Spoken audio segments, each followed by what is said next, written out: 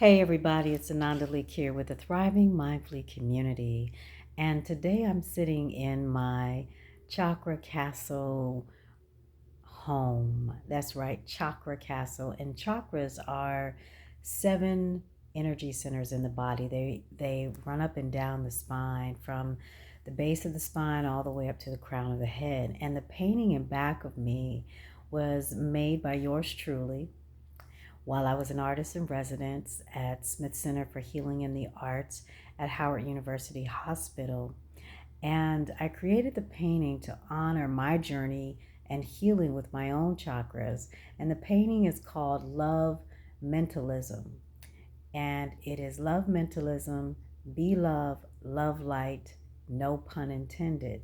And so I got the phrase love mentalism from Stevie Wonder's Songs in the Key of Life album. And when you read the liner notes, that's if you get access to it, you'll read a bit about Brother Stevie's idea of love mentalism. And love mentalism for me is when we choose to tap into the power of our chakras and our spirit, and we align with that energy, and we're able to be love and then love light. No pun intended. So that's that painting. I wanted to share just a bit about this poem that I rediscovered while reading my own book today. And I periodically I do that. I've got 3 books, so it's great for me to kind of go back and see my journey and get wisdom that is revealed to me in a new way. This book that I'm talking about is That Which Awakens Me. It is my mindful creativity memoir that talks about my journey from stressed and time pressed lawyer and investment banker and digital communications professional to who I am today as a self care coach, artist, and author. There are 2 other books, and all of them are available on Amazon, or you can go to anandaleeke.com/books. And the first book is Love's Troubadours, a yoga inspired novel, kind of like me, but not like me.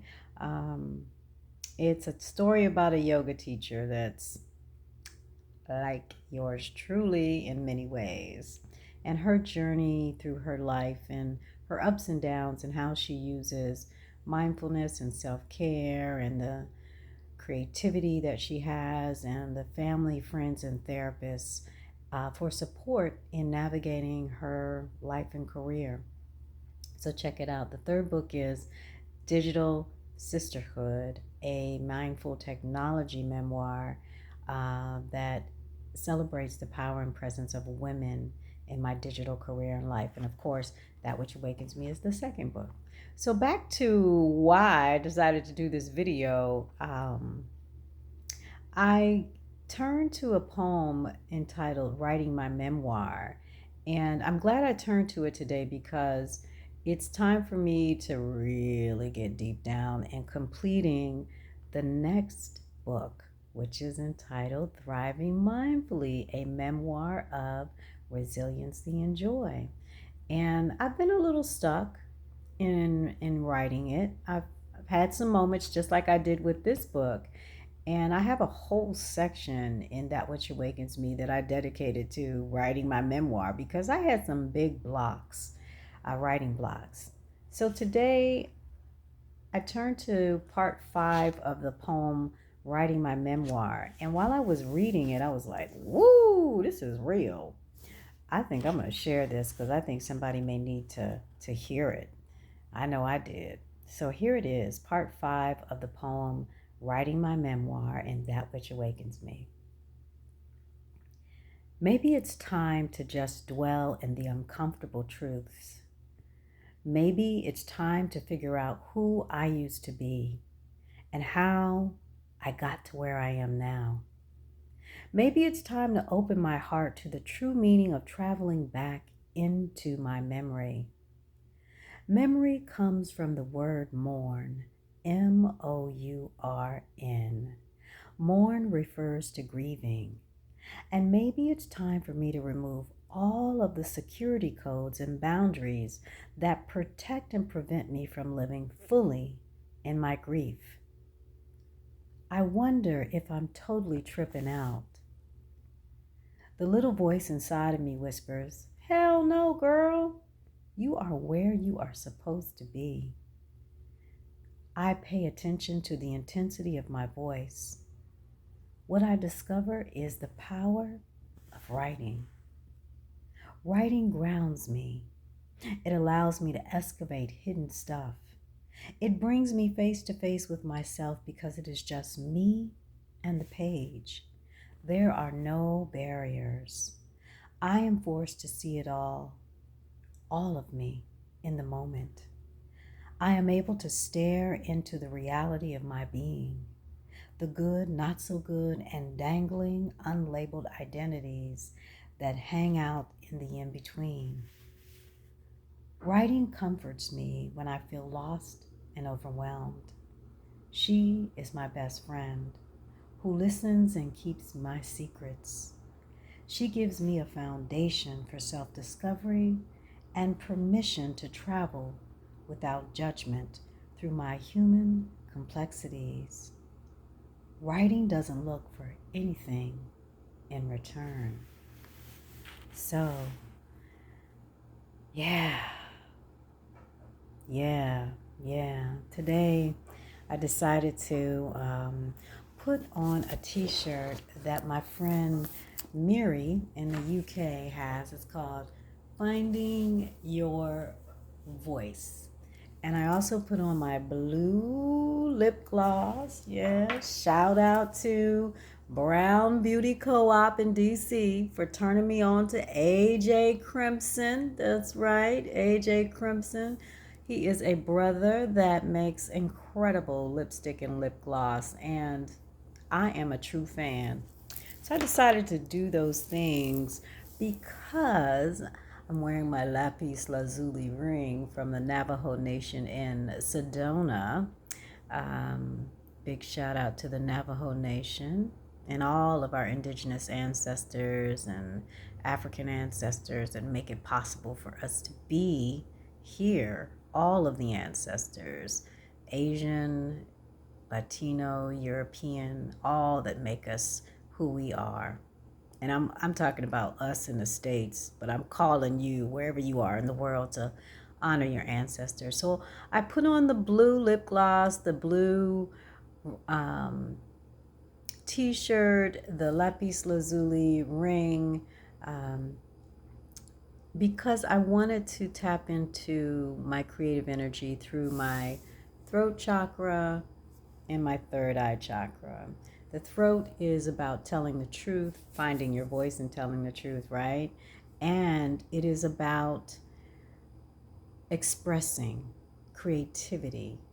The, the third eye chakra is about your intuition, tapping into your intuition, your inner voice. And together, when I do that, I'm able to really, really go deep into my creative self. And part of that creative self is allowing myself the space to really, really look at where I've been and who I was when I was going certain places. And I'm doing that as we close out this month of May. And I am looking at the previous 5 months of the year and how I have navigated this time and taking some time out. And what I am discovering is that being in sacred space is so very important. My home is my sacred space, and I am a part of a number of communities that offer sacred space support to me. I know how valuable that is, and that is one of the reasons why I answer the call on my life as someone who holds sacred space for others as a self-care coach, artisan, and author. And I'm doing that. I'm doing that. And I want to invite you on this journey with me to do it together, to co-create this wonderful community that I launched called the Thriving Mindfully Community.